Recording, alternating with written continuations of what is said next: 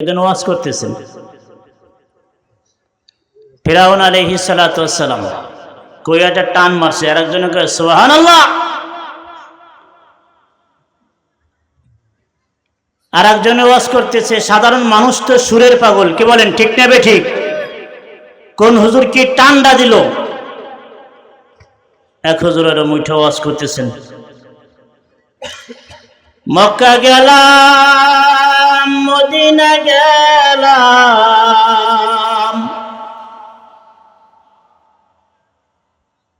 সালতার মতন এরম জায়গা পাইলাম না। আরেকজন আবার কয়, ও কি রে, ও কইলে কি জন্য? কয় মক্কা এবং মদিনার থেকে কি সালতার দাম বেশি?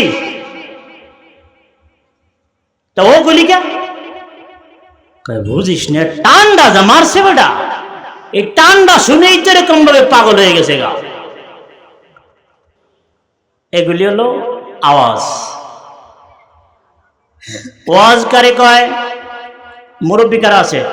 ওই যে আমার মুরব্বী চশমাওয়ালা নজর পড়ে গেছে, মুরব্বী যারা আছেন তাদেরকে একটু আগাই দেন আজকে ইনশাআল্লাহ, একটু আগাই দেন, নড়া যান। দেখেন মুরব্বীদের একটা আওয়াজ শোনাই, শুনবেন আপনারা। আসাহুল কুতুবে বাদা কিতাবিল্লাহি তাহতা আদিমিস সামা। আসমানের নিচে, জমিনের উপরে, পৃথিবীতে যত কিতাব আছে, আসমানের নিচে, জমিনের উপরে, পৃথিবীতে যত কিতাব আছে, সবচেয়ে শ্রেষ্ঠ কিতাব হচ্ছে কোরআন শরীফের পরে বুখারী শরীফ। এই বুখারী শরীফের উস্তাদ ছিলেন ইয়াহইয়া ইবনে আকসাম। ভালো করে বুঝেন, আমি কালাম মুসলিম শরীফ পড়াই, মিশকাত শরীফ পড়াই, অনেক বছর ধরে সাথে কিতাবের সাথে সম্পর্ক আছে। শত ঘন্টার পর ঘন্টা আমি হাদিস বলতে পারবো ইনশাআল্লাহ। অহংকার না, আমি তো তবলিগের নিসবাতে সালেরও সাথী। 1 বছর সারা বাংলাদেশে তবলিগ করেছি। আর 2-4 কথা যা কিছু বলি, আমাদের উস্তাদ মুজাহিদ আজম আল্লামা শামসুল হক ফরিদপুরি রহমাতুল্লাহ আলাইহি, এনাকে আমি 2 বার স্বপ্নের মাধ্যমে দেখেছি। আরে আমি গহরডাঙ্গা 3টা বছর পড়েছি। অনেক কষ্ট হয়, অনেক খাবারের কষ্ট হয়, থাকার কষ্ট হয়। আমি অনেক কষ্ট করে হলো সদস্য হুজুরের কবরের কাছে যাইয়া কানতাম আর দোয়া করতাম, আল্লাহ তুমি এবার টুপি আর দাড়ি খুইল না, লিবাস চ্যুত করো না, লাইন চ্যুত করো না। আল্লাহ তুমি আমাকে এই বুজুর্গের ওসিলায়, আল্লাহ তুমি আমাকে এই মাদ্রাসা থেকে দাওরা শেষ করার তৌফিক দান করো এবং কবুল করো দিনের জন্য। এই মুজাহিদ আজম আল্লামা শামসুল হক ফরিদপুরি রাহমাতুল্লাহ আলাইহি উনি এরকম ভাবে কি করেছেন, আমাকে একটা ইঙ্গিত দিলেন, মিয়া 12 বছর 14 বছর লেখাপড়া করলা, আর একটা বছর লেখাপড়া করো, সেইটা হচ্ছে সালে বের হয়ে যাও। মুরব্বিদের ওয়াজ বলতেছিলাম। ইমাম বুখারীর উস্তাদ ছিলেন ইয়াহইয়া ইবনে আকসাম। ওনার একজন কাছের লোক স্বপ্নে দেখলো, ইয়াহইয়া ইবনে আকসামকে এরকম জিজ্ঞাসা করতেছে, আল্লাহ রাব্বুল আলামিন, ইয়াহইয়া ইবনে আকসাম তুমি তো এই অপরাধ করেছো, ওই অপরাধ করেছো, ওই সাজা, ওই অন্যায় করেছো, ওই গুনাহ করেছো, ওই পাপ করেছো। ইয়াহইয়া ইবনে আকসাম মাথা নত করে রয়েছে, অপরাধীদের মতো মাথা নোয়ায় রয়েছে। আল্লাহ বললেন, কি ব্যাপার, কথা বলো না কেন? কয় কি কথা বলবো? হাদ্দাসানি মামার আনিজ জুহরি আর উরওয়া ইবনে জুবাইর আন আয়েশা আন রাসূলুল্লাহ সাল্লাল্লাহু আলাইহি ওয়াসাল্লাম ওয়া আন্না জিবরাইল। ইয়াহইয়া ইবনে আকসাম বলতেছেন, আল্লাহ আপনি যেমনটি বলতেছেন, আমি এই অপরাধ করেছি, ওই অপরাধ করেছি, ওই অন্যায় করেছি, আমি তো এমনটি আপনার থেকে আশা করি নাই, এমনটি আপনার থেকে আমি শুনি নাই। সুতরাং আমার কাছে উনি বড় মুহাদ্দিস ছিলেন। উনি বলেন, আমার কাছে মামার, তার নিকটে জুহরি, তার নিকটে উরওয়া, তার নিকটে আয়েশা, তার নিকটে স্বয়ং রাসূল করিম সাল্লাল্লাহু আলাইহি ওয়াসাল্লাম, তার নিকটে জিবরিল আমিন, তার নিকটে স্বয়ং আল্লাহ। আপনি বলেছেন, ইন্নাল্লাহা আইয়াস্তাহি আন ওয়াজিবা শাইবাতান ওয়া ইন্না শাইবাতুন ফিল ইসলাম। ইয়াহইয়া ইবনে আকসাম বলেন, আমার নিকটে মামার, তার নিকটে জুহরি, তার নিকটে ওয়ারওয়া, তার নিকটে আয়েশা, তার নিকটে রাসূল করিম সাল্লাল্লাহু আলাইহি ওয়াসাল্লাম, তার নিকটে স্বয়ং জিবরিল আমিন। তিনি বলেছেন, আপনি আল্লাহ বলেছেন কোন দাড়ি পাকা মুরব্বী যাদের দাড়ি পাইকে যায় সাদা হয়ে যায়, যাদের চুল পাকে যায় সাদা হয়ে যায়, এই সাদা দাড়ি পাকা মুরব্বীদেরকে আমি আল্লাহ আযাব দিতে লজ্জাবোধ হয়। সুতরাং এই কথা বলার সঙ্গে সঙ্গে আল্লাহ রাব্বুল আলামিন বললেন, ওগো ইয়াহইয়া ইবনে আকসাম, শুনে রাখো, আমি তোমাকে এরকম ভাবে, উনি বলতেছে আমি তো সাদা দাড়ি নিয়েই তো দুনিয়ার থেকে মৃত্যুবরণ করে আসছি। আল্লাহ রাব্বুল আলামিন বললেন, ইয়াহইয়া ইবনে আকসাম, আমি তোমাকে মাফ করে দিলাম। সুবহানাল্লাহ। তাহলে দাড়ি যাদের সাদা হয়েছে, পাকছে, মেহেদি লাগাইন, কালা কলব লাগাবার যায় না, ওতে সমস্যা আছে। কালা কলব লাগাই যদি কোনো ব্যক্তি ইমামতি করে মাকরুহ হয়। দাড়ি পাকছে, লাল করেন, লালও দরকার নাই, সাদাই থাক। আমার আল্লাহ আমাকে সাদা বানাইতেছে, আপনি কেন আবার রং পরিবর্তন করে যাওয়ান? ঠিক নেবে ঠিক। আল্লাহর ভালে ভাও, আল্লাহ আমাকে যেমনে রাখে, আল্লাহ আমাকে যেমনে রাখে তেমনি এরকম ভাবে কি আমি রাজি। শাহেদউল্লাহর কথা বলে পড়ে গেল। শাহেদউল্লাহ একজন বুজুর্গ ছিলেন, এক লোক তুফান আসছে, ঝড়। এরপরে ওনাকে নিয়ে গেছে, আপনি একটু দোয়া করেন। তুফানটা মুস্তাজাবুদ দাওয়াত ছিলেন, তুফানটা এরকম সরাই দেন, দোয়া করেন। উনি এরকম ভাবে কি করতেছেন, কোদাল দেওয়ারও মাটি কুবাইতেছে যাতে ওইদিকে পানি যায়।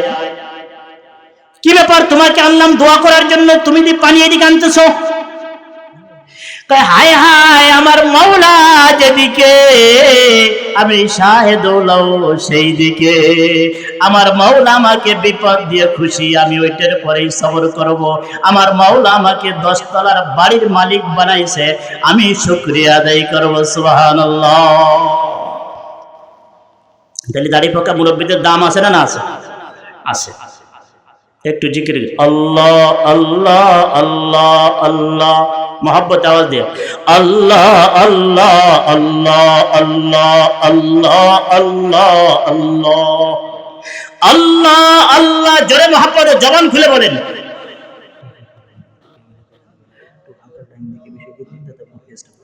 আল্লাহ আল্লাহ আল্লাহ আল্লাহ আল্লাহ আল্লাহ আল্লাহ আল্লাহ।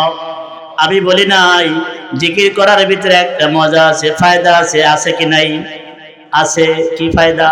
আমাদের সিলসিলার আকাবেরদের বড় উস্তাদদের উস্তাদ ছিলেন, পীরদের পীর ছিলেন, মাশায়েখ ছিলেন। রশিদ আহমদ গঙ্গোহী নাম শুনেছেন আপনারা? রশিদ আহমদ গঙ্গোহীর কাছে এক লোক এসে বলতেছে, হুজুর আমাকে আপনি বায়াত করে লন, আপনার কাছে আমি মরিদ হব, বায়াত হব। তবে হুজুর বায়াত হওয়ার আগে একটা শর্ত, আমার দ্বারা কলাম এত জিকির হবে না, তাহাজ্জুদ হবে না, ইশরাক হবে না, চাষ্ট পড়া হবে না, এত জিকির করতে পারবো না, তাহাজ্জুদ পড়তে পারবো না, ইশরাক পড়তে পারবো না। খুব খেয়াল করে বোঝেন। উনি বলতেছেন, কয় মিয়া মুরিদ তো হয়ে যাও, মুরিদ হয়ে যাও। সঙ্গে সঙ্গে মুরিদ করে নিয়েছেন। মুরিদ করার পরে কি করেছেন? রশিদ আহমদ গঙ্গোহী রাত যখন গভীর হয়ে যায়, রাত যখন 2টা বাজে গেছে, উনি কি করেছেন? বিছানা ছেড়ে দিয়েছেন। বিছানা ছাড়িয়া শীতের মৌসুমে ঠান্ডা পানি দিয়ে ওযু করিয়া, এরপরে লম্বা লম্বা রুকু সিজদা দিয়া কিরাত দিয়া নামাজ পড়িয়া, ইল্লাল্লাহ ইল্লাল্লাহ ইল্লাল্লাহ ইল্লাল্লাহ ইল্লাল্লাহ ইল্লাল্লাহ ইল্লাল্লাহ ইল্লাল্লাহ ইল্লাল্লাহ ইল্লাল্লাহ ইল্লাল্লাহ ইল্লাল্লাহ ইল্লাল্লাহ ইল্লাল্লাহ এইভাবে জিকির শুরু করে দিয়েছেন। ওই যে নতুন মুরিদ হয়েছে, যে জিকির করবে না, তাহাজ্জুদ করবে না, ইশরা খাওয়াবেন, কিছুই পড়তে চায় না, ওই লোকটাও কি করেছেন, সাথে সাথে ওই ঘুম থেকে উঠছেন। ঘুম থেকে ওঠার পরে এরপরে ঠান্ডা পানি দিয়ে ওযু করিয়া, সুন্দর করিয়া লম্বা লম্বা কিরাত দিয়া রুকু সিজদা করিয়া নামাজ পড়িয়া রশিদ আহমদ গঙ্গের পিছনে বসিয়া ইল্লাল্লাহ ইল্লাল্লাহ ইল্লাল্লাহ ইল্লাল্লাহ ইল্লাল্লাহ ইল্লাল্লাহর জিকির শুরু করে দিয়েছে।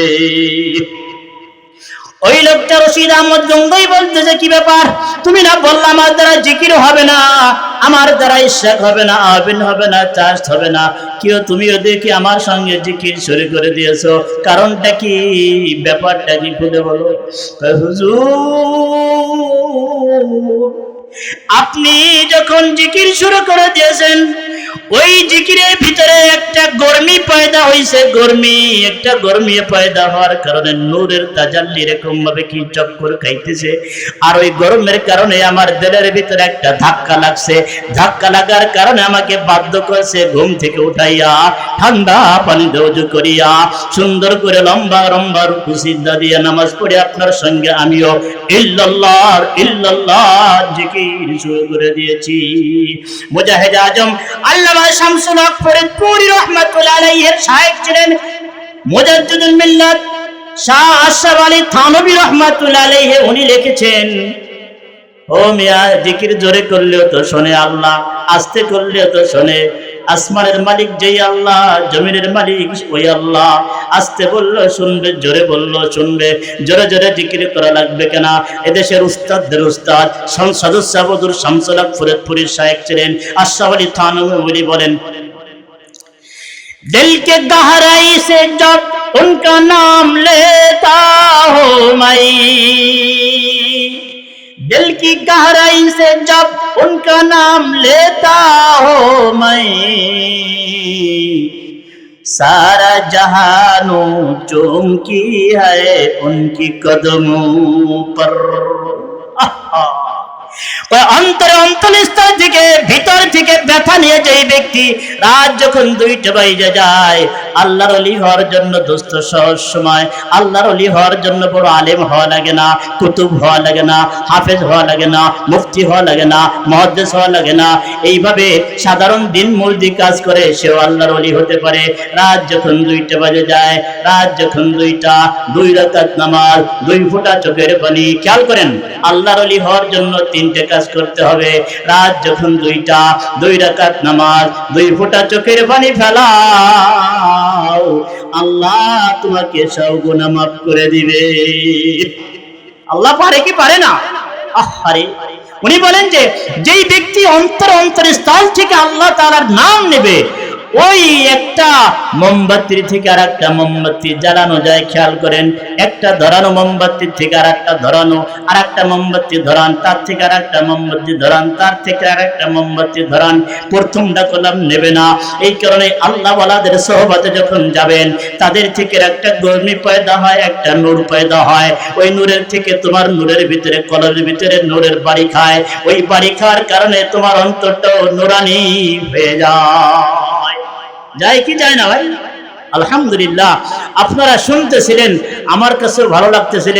আজকে মনে হয় কয় ঘন্টাতে চলে যায়। অনেক কথা আছে, কিন্তু ইনশাআল্লাহ বললে পর আপনারা উঠতেও যাবেন না, আর শেষ সময় আমি পাবো না। কিন্তু আপনারা যেভাবে শুনতেছেন, আলহামদুলিল্লাহ। আমি আয়াতে কারিমা তেলাওয়াত করেছিলাম, ইয়া আইয়ুহাল্লাযীনা আমানু আমিনু, কোরআনের আয়াত। আল্লাহ বলেন ইমানদাররা ঈমান আনো। বুঝবেন, খালি ওয়াজ শুনেন, আওয়াজ শুনেন না, কণ্ঠ তালাশ করেন না। আল্লাহ ইমানদারদেরকে বলছে ঈমান আনো। ইমানদারদেরকে ঈমান আনার কথা কেন বলে? ইমানদারদেরকে ঈমান আনার কথা কেন বলে? একটা প্রশ্ন। এটা কোরআন শরীফ আয়াত, তরজমা দেখেন, খুলে দেখেন। ইমানদারদেরকে ডাক দিয়েছেন, ঈমান আনো, ইয়া আইয়ুহাল্লাযীনা আমানু আমিনু, ইমানদাররা ঈমান আনো। কাফেরদেরকে বলবে ঈমান আনো, হিন্দুদেরকে বলবে ঈমান আনো। এই কথা বললে নাই ঠিক ছিল।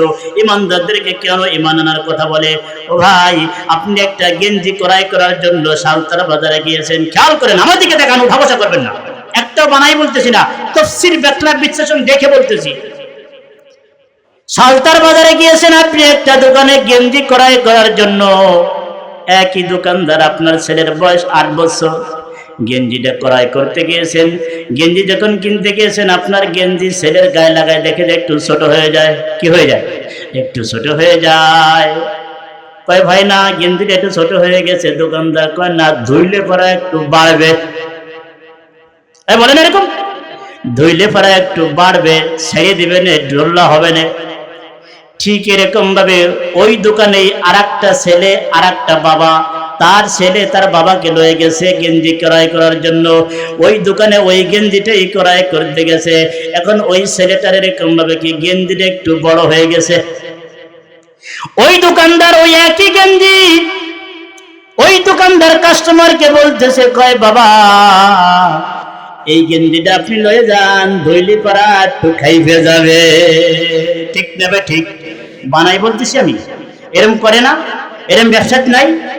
একই গেঞ্জি এক জায়গায় বললো ধুইলে পরা বড় হয়ে যাবে, একই গেঞ্জি এরকম আরেকজন কাস্টমারের কাছে বলতেছে না, ধুইলে পরা একটু খাপে ছোট হয়ে যাবে, গুছাই যাবে। কাজেই সমস্যা নাই। আল্লাহ কয় না, সমস্যা আছে। আল্লাহ কয় না, সমস্যা আছে, বোঝো, ওয়াজ বোঝেন, ওয়াজ বোঝেন। আল্লাহ কয় ইয়া আইয়ুহাল্লাযীনা আমানু আমিনু, ও ইমানদারেরা ঈমান আন। ও ব্যবসায় তোর ঈমান আনা হয় নাই, ও চাকরিজীবী তোর ঈমান আনা হয় নাই, ও কৃষি কাজ করো তোর ঈমান আনা হয় নাই। তুই কেন আইল ঠেলিস পয়ের জমিন? এরকম ভাবে কি আইল কোবাস? এখন বর্তমান আইল নাই। আমরা ছোট সময় দেখছি 30-25 বছর আগে 1-1.5 হাত আইল থাকতো। বাক্সা ঘাস কাটতে যাইতাম গাভীর জন্য, ঘাস এরকম ভাবে বস্তা পড়ে যাইতো। আইল নাই, এপাশে কুবায় ওপাশে কুবায়, কুবাইতে কুবাইতে এখন হাঁটার জায়গা নাই।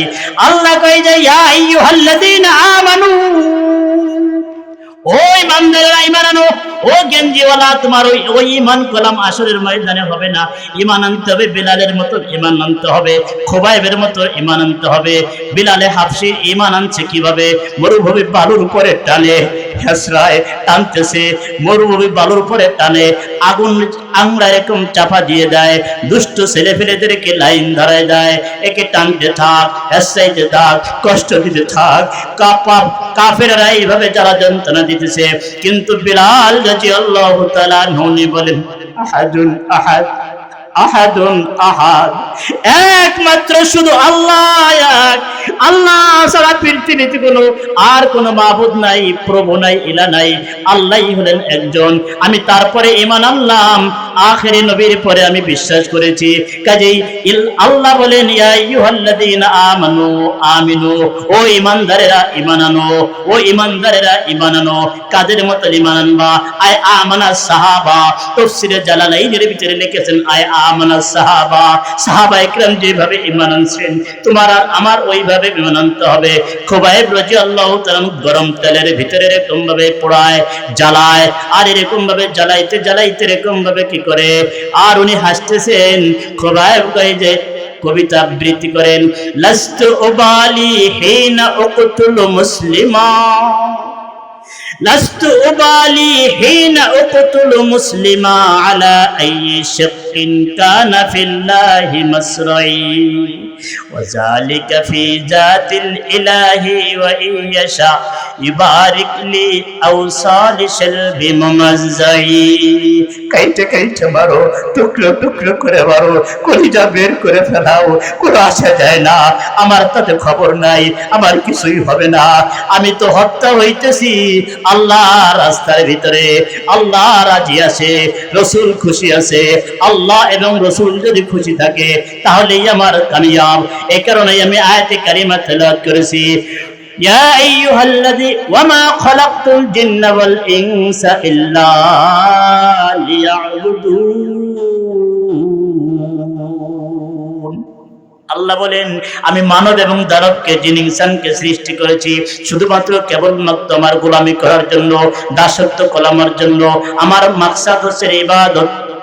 ইবাদত আমরা করি শুধুমাত্র কেবলমাত্র ইবাদত বন্দেগী করার জন্য সৃষ্টি করা হয়েছে।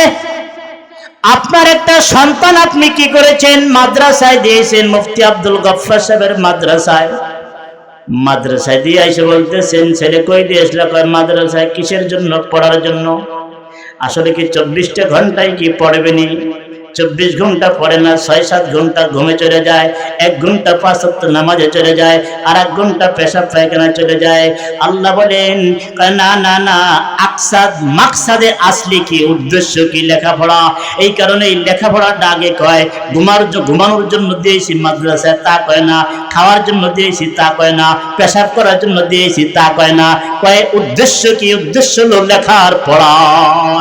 আল্লাহ বলেন আমি মানুষ এবং জিন সৃষ্টি করেছি শুধুমাত্র কেবলমাত্র আমার গোলামি করবি, আমার দাসত্ব করবি, আমার ইবাদত করবি বান্দা। আমরা কি 24 ঘন্টা ইবাদত করি? কয় না, তা তো করি না। 8 ঘন্টা এরকম ভাবে ঘুমে চলে যায়, 2 ঘন্টা এরকম ভাবে দোকানে চার দোকানে আড্ডা মারতে চলে যায়, ওখানে গীবাত করি, শিকায়ত করি, মিথ্যা বলি, অকাট্য ভাষায় গালিগালাজ করি, কারে মারা যাবে, কারে ঠকানো যাবে, কারে এরকম ধোঁকা ফাঁকি দেওয়া যাবে, কোন মাতবার সালিসের এরকম ভাবে কি ঘুষ দিয়ে এই কাজটা হাসিল করা যাবে, এই গবেষণায় করি। আল্লাহ কয় না না না, তোমাকে আমি মাকসাদে আসলি হিসেবে দুনিয়াতে ইবাদত করার জন্য সৃষ্টি করেছি। ও দুনিয়ার মানুষ, তোমরা যদি কি করো, ফজরের নামাজ পড়ার পরে যদি তুমি জমিনে ছড়িয়ে পড়ো, কোরআন শরীফের ভিতরে আছে ফান্তাশিরু ফিল আরদ, তোমরা জমিনে ছড়াই পড়বে। ফজরের নামাজ পড়ার পরে জমিনে যাবা, অফিসে যাবা, চাকরি করবা, কৃষি কাজ করবা, ভ্যান চালাবা, ড্রাইভারি করবা, অটো চালাবা, সবগুলি তোমাদের রিজিক। বিসমিল্লাহ করে শুরু করো, আল্লাহর হুকুম মতো চলো, নবীর তরিকায় চলো। আল্লাহর হুকুম মতো যদি চলতে পারো, নবীর তরিকায় যদি চলতে পারো, দোস্ত তোমার ওই সারা দিনের খেত খামার কৃষি কাজ করাটা, ওই যেরকম ধরে রিক্সা চালানোটা, ভ্যান চালানোটা, গাড়ি চালানোটা, অফিস করাটা, সবই আল্লাহর হুকুমের ভিতরে গণ্য হবে। ঠিক না বে ঠিক? আল্লাহ বলেন মানব এবং দানবকে আমি শুধুমাত্র কেবলমাত্র সৃষ্টি করেছি আমার ইবাদত করার জন্য। ও দোস্ত, আপনাকে এলাকা না আমি শাহজালাল শাহপুরান গিয়েছি, দেখে আসছি, 60 গম্বুজ বাগেরহাট দেখে আসছি, বিভিন্ন জায়গায় যাই আমি দেখে আসছি। কয় বাবারে খালি কইরা দে, 60 গম্বুজ আমি দেখছি। কি কয়? বাবার কাছে সন্তান চায়, বাবা সন্তান দিতে পারে না, পীর সাহেব সন্তান দিতে পারে না, বিপদ থেকে উদ্ধার করতে পারে না, বড় লোক বানাইতে পারবে না।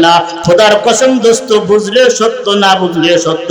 আমি কোরআন পড়াই, ব্যাখ্যা পড়াই, হাদিস পড়াই, আমার কাছে দলিল আছে। আপনাদের কাছে কোন দলিল থাক আর না থাক, আপনারা বুঝাইলে আমি বুঝবো না। সন্তান দেওয়ার মালিক কে? যারা বলতে হবে সন্তান দেওয়ার মালিক কে? আমাদের বিপদ দেয় কে? আমাদের হায়াত মৌতের মালিক কে? রিজিক দাতা কে? হায়াত দাতা কে? সম্মানের মালিক কে? দেশ থেকে এরকম ভাবে মানুষ রাষ্ট্র ছেড়ে পালায় যায়, এর মালিকও কে? আল্লাহ। ও দোস্ত, বুঝলে সত্য, হাজার হাজার লক্ষ লক্ষ হাফেজ আলেমের রক্ত, হাফেজ আলেমের কোকের পানি, হাজার হাজার হাফেজ আলেমদের কোথাও করে এরকম তাদের চোখের পানিগুলি খই যাবা দোস্ত। খোদার কসম করে বলে যাই, আমার এই ওয়াজের ভিতরে আমার মাদ্রাসায় 24 তারিখে ওয়াজ, আমার এগনিষ্ঠে 23 তারিখে ওয়াজ দিয়েছিল। এই ওয়াজটা নিয়ে বহু বিভ্রান্তির ভিতরে ছিলাম, আমি বহু কষ্ট করেছি, আল্লাহর কাছে দোয়া করেছি, আল্লাহ আমি সঠিক, আমি নির্ভেজাল, আমার ভিতরে কোনো খুলুসিয়তের কমতি নাই, আমার বাৎসরিক মাহফিল 6 মাস আগের প্রোগ্রাম, আল্লাহ তোমার কাছে আমি বিচার দিলাম। আজকে সেইটার সমাধান হয়েছে, মানুষ সঠিকটা বোঝে, মানুষ সঠিকটা বুঝতে পারে, ওই মাহফিলটা অফ হয়েছে। হায় হায়, কি হলো ভাই? কি হবে ওয়াজ দিয়া? কি হবে মসজিদ করা? বুখারী শরীফের প্রথম হাদিস, ইন্নামাল আমালু বিন্নিয়াত। ও দোস্ত, কি জন্য ওয়াজ দিবা? কি জন্য মাদ্রাসা করবা? কি জন্য মসজিদ দিবা? কি জন্য তুমি এরকম ভাবে কি খানকা করবা? কি জন্য তুমি এরকম ভাবে কি দান সদকা করবা? তোমার ওয়াজটা যদি আল্লাহর জন্য না হয়, তোমার এরকম নিয়ত যদি খালেস না হয়, তোমার এই কোনই বিফল যাবে, সবগুলো এরকম ভাবে কি বিফলে চলে যাবে। এই কারণে সন্তান দেওয়ার মালিক বলছিলাম, জবান খুলতে হবে, কে? আল্লাহ। দলিল কি? يهب لمن يشاء إناثا ويهب لمن يشاء الذكور أو يزوجهم ذكرانا وإناثا ويجعل من يشاء عقيما। আল্লাহ বলেন আমি কাউকে ছেলে সন্তান দান করি, কাউকে আমি মেয়ে সন্তান দান করি, কাউকে আবার জোড়ায় জোড়ায় সন্তান দান করি, জোড়ায় জোড়ায় সন্তান দান করি, কাউকে আবার চিরতরের জন্য বান্দা বানাই রাখি। সন্তান দেয় না, সন্তান নাই। আল্লাহ পারে, বাবা পারে না। ছেলে দেয় কে, মেয়ে দেয় কে? ন্যাংটা ছবি বলে ঝুলে রাখলি ঘরে, ওই দিন তাকাইলে পরা বললে ওই ঘরে ছেলে সন্তান হয়। নাউজুবিল্লাহি মিন জালিক। এমন কিছু আকীদা আছে। এই কারণেই আমাদের উস্তাদ ছিলেন কাওয়ারডাঙ্গা মাদ্রাসার শিক্ষা সচিব রুহুল আমিন সাহেব। উনি এরকম ভাবে কি করলেন, বছরের শেষে পরীক্ষার শেষে বললেন, বাবা তোমরা শামসুল, তোমরা সহসা হুজুরের কবরের পাশে যে রুমটা, রুমের ভিতরে যাবা, তোমাদের সঙ্গে আমি 2 মিনিট কথা বলবো। জি আমরা সবাই গেছি। হুজুর দেখি শুধু কাঁদে আর চোখের পানি ফেলায়। কি ব্যাপার, কথা বলতে পারে না। কয় বাবা তোদের কাছে হাতে ধরি, পায়ে ধরি, আমার 2টা স্ত্রী, একটা স্ত্রীর ছেলেও নাই, মেয়েও নাই, সন্তান কোনোদিন দেয় নাই। আমার হাতে হাজার হাজার ছাত্র পড়াইলাম, একজনেরও সন্তান, আমার 2 বিবির ঘরে কোনো সন্তান নাই।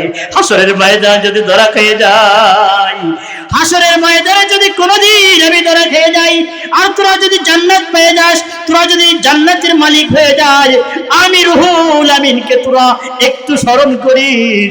আবার অধম আমার একটা কলিজার টুকরা সন্তান নাই, যে আমার জন্য রাব্বি রহমহুমা কামা রব্বায়ানি সগীরা কবে এমন সন্তান আমাকে দেয় নাই। ছেলেও নাই, মেয়েও নাই, জোড়ায় জোড়ায়ও নাই, বান্দা বানাই রাখছে। আল্লাহ পারে আমাকে বান্দা বানাই। যদি আল্লাহ খুশি আমিও খুশি, সন্তান দিয়ে যদি খুশি থাকে আমিও খুশি। এই কারণে এই দোস্ত, সন্তান না দেওয়ার ভিতরে আপনাকে কল্যাণ মনে করছে আল্লাহ, আপনি এটার উপরে সন্তুষ্ট থাকেন। সন্তান যদি হয়েও যদি একটা ডাকাত হয়, একটা চোর হয়, একটা মুসা হয়, তাহলে অবন সন্তান চায় না, কয় যে আল্লাহ এই সন্তানের থেকে আমাদেরকে পানা দান করো। সন্তান চাওয়ার মালিক একমাত্র আল্লাহর কাছে ছেলে চাবো, আল্লাহর কাছে বিপদ থেকে উদ্ধার চাবো। কোন বাবা, খাজা বাবা, কোন এরকম ভাবে কেউ আমাকে সন্তান দিতে পারে না।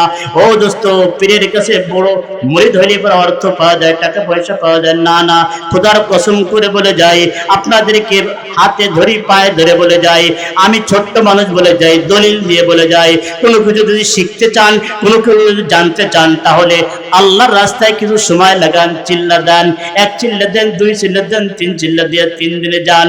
ও দোস্ত, খাগড়াছড়ি, কুয়াকাটা, বান্দরবন কিছুই শিকার নাই। ওখানে শুধু আছে কি স্কুল কলেজের ম্যাডামরা এরকম ভাবে যুবক যুবতীরা কুয়াকাটার ভিতরে শিখতে যায়, শিক্ষা সফরে যায়। এই শিক্ষা সফরে কিছুই শিকার নাই। ওখানে হয় জিনা, ওখানে হয় চুরি, ওখানে হয় ডাকাতি, ওখানে হয় লুচ্চমি। শিক্ষা সফর যদি থাকে, কিছু যদি শিক্ষার থাকে, তাহলে সেইটা হচ্ছে তবলিগির শিক্ষা। তবলিগি যায় দেখো দোস্ত, ওইখানে কিভাবে তোমার ওযুতে কয় ফরজ তা শিখায়, গোসলে কয় ফরজ তা শিখায়, তায়াম্মুমে কয় ফরজ তা শিখায়, লুকমা দিবা কিভাবে তা শিখায়, ওযুর এরকম ভাবে সুন্নাত শিখায়, কেউ ঘরে ঢোকার সময় কোন দোয়া পড়বা তা শিখায়, মসজিদে ঢোকার সময় কোন পা দিবা তা শিখায়, কোন দোয়া পড়বা তা শিখায়। শিক্ষা চর্চা যদি থাকে দোস্ত, বুঝে আসলেও সত্য, না আসলেও সত্য, মানলেও সত্য, না মানলেও সত্য। আমি বুঝে শুনলে ঠান্ডা মাথায় আপনাদেরকে বলতেছি, পীরের কাছে যাও নিষেধ করি না, পীরের কাছে যাও নিষেধ করি না। বুড়ো মা রয়েছে তোমার ঘরে, বুড়ো বাবা রয়েছে তোমার ঘরে, কুরবানি তুমি এরকম ভাবে দিয়েছো, এই কুরবানির গোশত এরকম ভাবে পাক করে তোমার মায়ের মুখে ফটো উঠাও, মায়ের মুখে হাসি ফোটাও। তোমার এরকম ভাবে বাবার পরনে কাপড় নাই, তোমার বাবার পরনে লুঙ্গি দাও। তোমার মাকে একটা ঈদে এরকম ভাবে কাপড় ক্রয় করে দাও। আপনাদের গ্রামে নাই দোস্ত, আমাদের গ্রামে আছে। ওইখান থেকে কুরবানি দিয়া বাবারে খাবার দেয় না, মারে খাবার দেয় না, ওই লোকটা গইয়ের গোশত নিয়ে চলে যায় বাবার দরবারে। আল্লাহ কয়, ওয়াকাযা রাব্বুকা আল্লা তা'বুদু ইল্লা ইয়্যাহু ওয়া বিল ওয়ালিদাইনি ইহসানা। আমি আল্লাহ ঘোষণা দিতেছি, আমার ইবাদত করার পরে তুই তোর মা বাবার সঙ্গে সদ্ব্যবহার করবি, মা বাবার সাথে ভালো ব্যবহার করবি, মার মুখে খাবার তোলাও, মার পরনে কাপড় দাও, বাবার পরনে কাপড় দাও। খোদার কসম, তোর বাবার থেকে মার থেকে বড় পীর আর পৃথিবীতে না। আসেনি? আরে দলিল থাকলে বলেন। সালাসু দাওয়াতুল মুস্তাজাবাতুল লা শাক্কা ফিহিন্না দাওয়াতুল মাজলুম, এর হাদিস। তিন ব্যক্তির দোয়া ডাইরেক্ট কবুল। আল্লাহ ওই দোয়া করার ভিতরে আর আল্লাহর এরকম ভাবে কি ভিতরে কোনো পর্দা থাকে না, হিজাবি বাইনি ওয়া বাইনাল্লাহ, আল্লাহর ভিতরে বান্দার ভিতরে কোনো পর্দা থাকে না। শুধুমাত্র তিন ব্যক্তি, একজন হচ্ছে মুসাফির ব্যক্তির দোয়া আল্লাহর কাছে কবুল, আর একজন ব্যক্তি হচ্ছে মাজলুম। জুলুম করতে আপনাকে এখানে আমি বয়ান করার জন্য আসি, আপনারা আমারে পাইয়া মারলেন, টাকা পয়সা রেখে দিলেন, মোবাইল রেখে দিলেন, আরো কিছু করলেন, আমি আল্লাহর কাছে হাত ছাড়বো, আল্লাহ আমি মাজলুম, আমি এরকম ভাবে কি আমি মাজলুম, আল্লাহ এরকম ভাবে কি ওই জালেমদেরকে, ওই মাজলুম যখন আল্লাহর কাছে হাত তোলে, মুসাফির ব্যক্তি যখন আল্লাহর কাছে হাত তোলে, পুরো বাবা মা যদি আল্লাহর কাছে নালিশ করে দেয়, আল্লাহ আমার এরকম ভাবে পেটে ভাত নাই, আমার পরনে কাপড় নাই, আমার এরকম ভাবে পরনে লুঙ্গি নাই, আমার সন্তানগুলি, অর্থগুলি, টাকা পয়সাগুলি, এই যে গরুর গোশতগুলি বাবার দরবারে নিয়ে চলে গেল, আল্লাহ তোমার কাছে আমি বিচার জানাইলাম। খোদার কসম দোস্ত, এমন একটা হাদিস নাই ইমাম সাহেবের দোয়া কবুল হবে, মুফতি সাহেবের দোয়া কবুল হবে, পীর সাহেবের দোয়া কবুল হবে। তিন ব্যক্তির কথা আছে, মুসাফিরের ব্যক্তির দোয়া কবুল হবে, মাজলুমের দোয়া কবুল হবে, আর পিতামাতার দোয়া কবুল হবে। ঈমান আনতে হবে। আল্লাহ বলেন ইয়া আইয়ুহাল্লাযীনা আমানু আমিনু, ঈমান আনো। ঈমান আনার মতো সাহাবায়ে কেরাম যেভাবে ঈমান আনছেন ওইভাবে আমার আপনার ঈমান আনতে হবে। মাদ্রাসা পড়াইতে ছেলে মেয়েগুলি, সন্তানগুলি মাদ্রাসা পড়াইতে রাজি আছি? ও এলো উপর দিয়ে কইলেন। আমাদের এক উস্তাদ ছিলেন, জুমার বয়ানে করতেন, মাদ্রাসা মসজিদ ভালোবাসেন? হ্যাঁ ভালোবাসি। কেমন জানেন থেকে? তোর না, মিথ্যা কথা, মিথ্যা কথা।